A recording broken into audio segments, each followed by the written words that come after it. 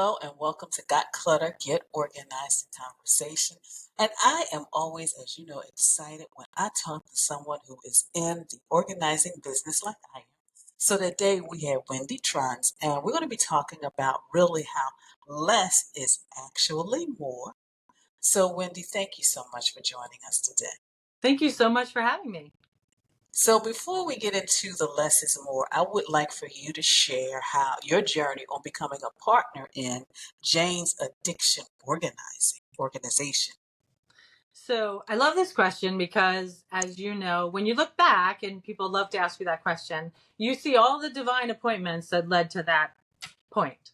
And so we have a team of organizers with Jane's Addiction Organization, but each of our stories go back to getting us and equipping us to go into these homes and do all that we're doing.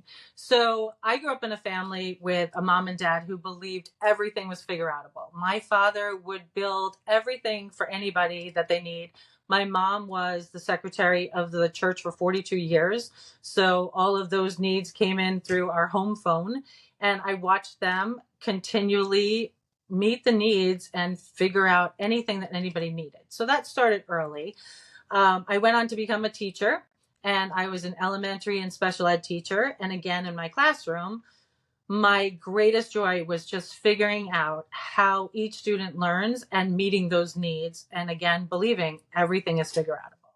Then I moved on. I got to be a stay-home mom. And while I was staying home with my kids, same thing, I started to go with other friends. And while I was in their homes, I would want to move their furniture to make things easier, or just help clean up their houses. And some of them were dealing with postpartum. And I realized the impact that just being organized and helping somebody with what they needed at the time could change their lives. And so I started doing that for friends, and then the word got out. And then I actually had my best friend had my partner Jane's daughter in her classroom in second grade, and she said, would you like to meet another professional organizer?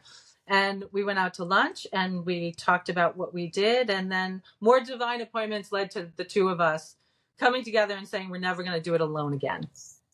So That is wonderful. And you do a lot of things which comes to the topic of, you know, how can less be more? And I know you do not only home organizing, but moving as well. But in those concepts, how can less? Because people hear it, but sometimes they don't believe it until right. they actually experience Right. We always say the main thing we know is that anybody, even getting older or in the end of life, will never say, I wanted more stuff.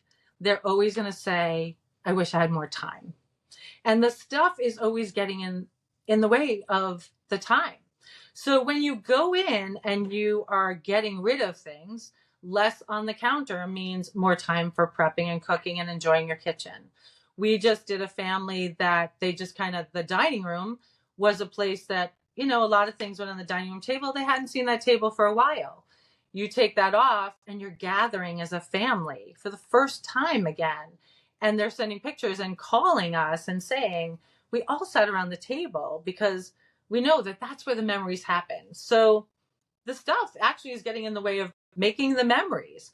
Another family, we love doing garages because many people, there's so many things in there, especially their bikes. And the other day we cleaned out a garage and a family went out and rode their bikes for the first time in years. They actually admitted in years, because every time someone said, oh, let's go bike riding, flat tire, they couldn't get to the bikes because of the mess. So in every situation, when you look at getting away from the stuff that's getting in your way and the friction is causing you not to create those memories, or say even, let's have somebody over. You know, how many times do you want to open your home to friends gathering for meals, and you're like, well, when I clean up, or maybe next week, or I'll clean up this Saturday and then I'll have them over. Imagine having a house, and my mother-in-law had a house like this, where at any time you could walk in and everything was in its place. And so you could just enjoy people and say yes. So I think less means saying yes to the better things. And I'm glad you said that, Wendy, because one of the things I say now, sometimes, even in when we do say in time management, no to something, we're actually saying yes to something else. So like you're Right. saying, when we're saying, less stuff, then we do have more time. We can Right. invite people over, or we can actually, because we have less stuff, we can go and just grab those bikes in the garage. I love Yeah. those stories. Right. So how can people who may be listening say, you know what, I get it because I've got so much stuff and I'm now afraid to have my relatives over. How can they go from that having all the stuff to really having less stuff to the less is more so they can have more family over, friends, or even just feel like, you know what, I can just, really breathe and actually come home and sit in a chair and relax and I have to push stuff aside. Right. Right. So one of the things that we say is you have to start small. We can't do it all in one time. Otherwise, everybody would be organized. And the other thing we always say is many people are kind of waiting in the shame of it and afraid to ask for help. So even asking a friend to help that's over anyway, like I used to do when my kids were little, like while the kids are playing, what's an area that you would love to do together or conquer together? And start there. Start with a small area, because once you do a small area, just like everything, you believe in the bigger. Also, we always say, because of course we as organizers want to come in, and we can also give ideas, which is why everyone watches a different podcast for little ideas that make a difference. We always say it's the little things that nobody sees that leads to the big thing everybody wants. So what are those little things? What's the first area that you want to tackle or get rid of? So we actually the other day had a little girl who never had friends in her room ever because she was embarrassed about her room. And her mom saw that as a priority, which was wonderful. So we came in, and the first thing we would say is we have to find systems and strategies that are sustainable and attainable for you. And you also need to listen to each other to say how you do things. It's okay to be a thrower. I think sometimes we look at all of these shows or these Instagram pictures and feel like if I don't trifold every piece of clothing, then I'm not organized or I'll never be. You can be a thrower and still be organized. So we actually did for this little girl, she was a thrower. And so we said, okay, but we're going to make it organized and you're still going to love it. We got the calyx and we did clear, because again, clear and labeling everything. That's, we always say, if you just label it, now everything has a spot, a place, and everyone knows where it goes. And we took that and we did all clear bins, and she sorted with us and talked through it and decided what she calls things. You call them tanks, you call them. And then we put the labels on with her, and she now had a place for everything. And it slid into her closet. You closed it. Everything had its own bin. We cleared out her room. Her room was clean. The next morning, she took a slow motion video getting out of bed, excited because she was going to have friends over for the very first time in her room. That's life changing. And so when then you believe you can do that and you see one room, you think, what's the next area that I was afraid of? But if we tackle it, it'll make all the difference. And many times we say you have to move one or two steps back before you move forward. So if you're doing a kitchen, a lot of times you also have to go and say, where's the mud room? Where is everything going down the basement? And so sometimes you have to go a little backwards and go and start where everything's going to go, which is why we love attics and basements and garages, because that's your storage places. And that's usually where many things have gone that you haven't used in a very long time. The other really huge thing that changes everybody's intention and really going towards less is we always come in and say, would you like to keep it? Do you want to sell it? Or would you like to bless somebody? And you start to tell the stories of letting go and blessing somebody who needs exactly what you have that you no longer need, that they always wanted or need. Those are the best stories. And whether you're a child or middle-aged or an elderly person, you want to be a part of that. And you start saying, can they use this? I'll let it go. I'll let this go. And it's just so freeing and so beautiful to see that it works every single time, every time. So even just coming in and doing like a with a friend, raid your sister's closet kind of a thing. Come into my closet, help me organize it, and take whatever doesn't fit me, and you can have it. Mm. And there's a couple things you said, Wendy. First of all, it's like getting rid of the shame. Because I Mm-hmm. think some people are just like, wow, I can't let anybody else see this. Right. And I always share the story of my best friend who I've known since junior high school. And we were getting ready for my goddaughter's college graduation. She's ironing. She's like, you can't come in here. And I'm like, I just want to come in here and just talk to you a little bit before we go to the graduation. I'm not looking at anything. And Mm-hmm. I said, besides, it's just doing a little bit.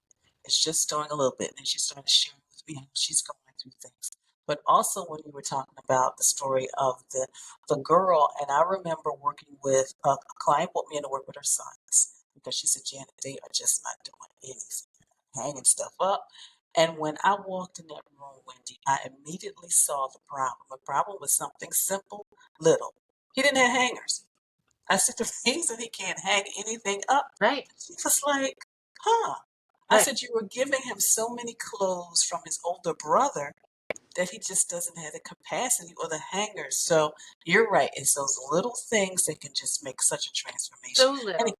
And with mm, the shame also, like you just said, is we always tell people it's no different than myself that's true. going to a gym and needing a trainer. It's something that I know I'm not going to do by myself. So I have to go ask for help at a gym.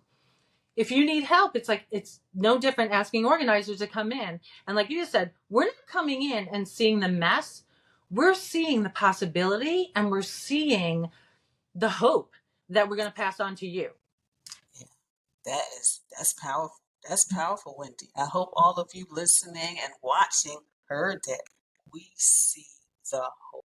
The hope. And So that's what you're Wendy, waiting for in their eyes. Like that the, moment when you yes, go from shame to fear or to yeah, doubt and you mm, see hope in their eyes. That's why we do what we do. That's why we yes, do what we do. yes, we do. So, Wendy, this is a question I ask all my guests. So, how do you stay organized or just organize your day? Because you're working with clients, you've got family, you're doing things in the community, you also have to do stuff for Wendy. So, how do you manage it all? With help also. I have a great husband who helps along with it. But that's the big thing is getting your whole family involved because they take ownership. So my kids, I have it above my head. You can't see it, but I went years ago to Oprah's Live Your Best Life. And Peter Walsh was speaking when he was the big organizer who came out. And that was the question. A woman said, it's great. Organizers come in, we see the show, everything is put in its place. But how do you keep it that way? Because we can do all this and then a day later it's a mess. And he said in his accent, finish the task. And he said three simple words, finish the task. And so he said, for instance, if you empty your dishwasher and you put everything on the counter that it's emptied, that's not finished. They're not where they belong.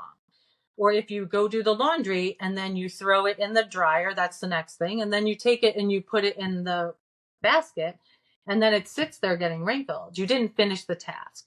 He said, if you just think to finish the task of each thing, where does it really have to go? What is its ultimate purpose? Then the mess is not there anymore. So it's funny when I came back from that weekend and I told the kids, they literally burned a sign. It's over there. It says finish the task. And I'm like, where's my whatever? I was like, I know, mom, finish the task. But it seems so simple. But if you can't, you just have to make time to think ahead. Like if you couldn't do it that morning when you come home, just so it doesn't spiral. And we all let it spiral a little bit, but you have to make that time. And we were saying, years ago, again with my parents, everyone would be so busy, but Saturday mornings you would get up, everyone would help with the house, you would dust, you would vacuum, you'd strip your bed, and you knew as a family before you did anything that was Saturday mornings. But some people are working 7 days a week now and everything. It's just making the time that works for your family and also making it fun, because if the kids are part of it and if your husband is a part of it, everyone's taking ownership of it and they know how hard it is to do. So you're going to keep it in place a little better so that it doesn't end up 3 hours on a Saturday morning. Actually, it brought back memories, Wendy, my Saturday mornings. Yep, getting up, doing the cleaning and Right. with all the stuff. Yeah. Oh, wow. Yeah. But those were good memories too. They are. Those- You did them together, and you also knew that when it was finished, you were going out to play and you were going to be able to be as a family, but everything was done. It was all finished. Wendy, it has been a joy to talk with you and have a conversation with you. So, how can people connect with you in regards to the services that Jane's Addiction Organization offers and, find out more about the services that the company offers? So you can follow us. We have an Instagram page, Jane's Addiction Organization, and a Facebook page, also Jane's Addiction Organization. And then we have a website, janesaddiction.com. And of course, listeners, I will have all of those links on the show page so you can connect with them directly. Wendy, thank you so much for your Thank time today. you. So nice to talk with you.